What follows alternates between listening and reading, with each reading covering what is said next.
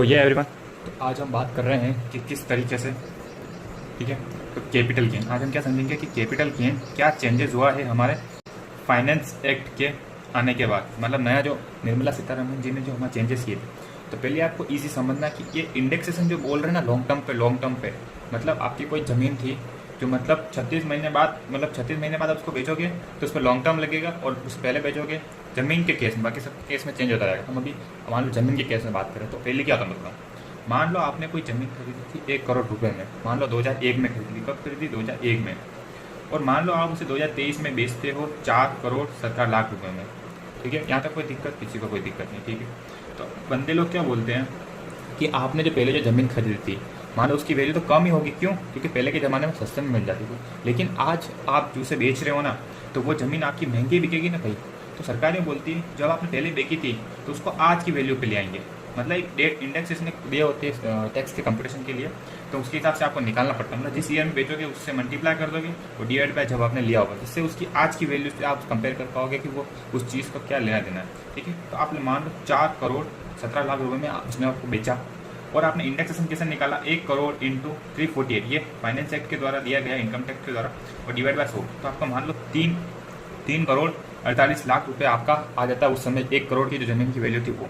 तो आपको जो मतलब कैपिटल पे जो आ रहा है ना एक्स्ट्रा अमाउंट, कितना आ रहा है आपका, ये आप देख सकते हैं 69 लाख रुपीज़। तो सरकार बोलती है कि पुराने वाले केस में बोलती थी, मतलब ऐसा हम करते आ रहे थे, ऐसा ही तरीका था लोगों का मानना है।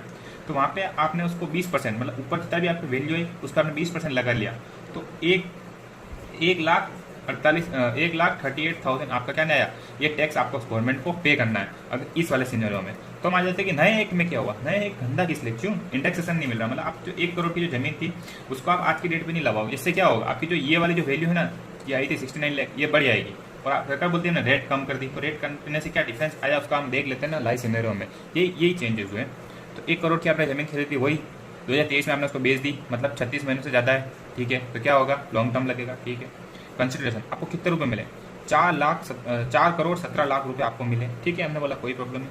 अब यहाँ पे मेन प्रॉब्लम है नो इंडेक्सेशन, मतलब यहाँ पे जिस तरीके से आपने किया था ना 348 डिवाइड बाय 100, ये वैल्यू कहाँ आती है? ये इनकम टैक्स के अंदर दे रखी होती है कि भाई कैसे इंडेक्सेशन मतलब उस वैल्यू को ज़्यादा कर देंगे, जिससे क्या होगा, ये जो वैल्यू आएगी ये कम आएगी तो टैक्स कम लगेगा, ठीक है। मैंने बोला कोई प्रॉब्लम नहीं इस बार से, उन्होंने बोला ऐसा।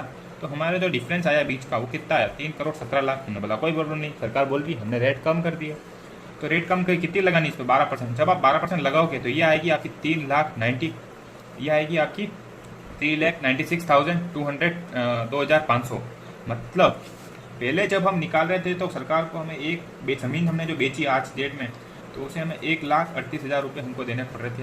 लेकिन आज इस वाले समय में, आज के बाद फाइनेंस एक्ट आया 2024 में, तो इसके बाद में हमारी क्या दिक्कत आ रही है, हमको 3,96,000 2,500 रुपये, मतलब कितने का डिफरेंस आया?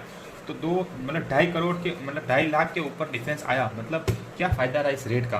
तो बेसिकली आज की हम इस वीडियो से यही बताना चाह रहे थे, कुछ लोग हैं हमारे, कुछ रिश्तेदार भी है, और बहुत सारे जो लोगों को अभी तक पता नहीं है इंडेक्सेशन क्या होता है, क्यों? क्योंकि हम भी जब इस फील्ड में नहीं थे, टैक्स की फील्ड में, तो हमें नहीं पता था इंडेक्सेशन क्या होता है। लेकिन आज की वीडियो से आपको क्लियर हो गया इंडेक्सेशन का मतलब। पहले कोई ज़मीन खरीदी थी उसकी आज की वैल्यू पे लाओ इंडेक्सेशन, मतलब उसको कुछ ऐसे मल्टीप्लाई कर दो किसी चीज़ से जिसकी वो आज की वैल्यू पता पड़ जाएगी। और ये इंडेक्स कैपिटल के न्यू वाले सिनेरियो में इंडेक्सेशन मना कर दिया लॉन्ग टर्म पे, ये चीज़ आपको ध्यान रखनी है। तो बेसिकली यही प्रॉब्लम हो रही है। अगर वीडियो अच्छी लगी है, थोड़ी सी भी आपको लगता है कि नहीं हमको समझ में आया, तो आप आपकी तरफ से सब्सक्राइब कर सकते हैं या लाइक कर सकते हैं। Thank you.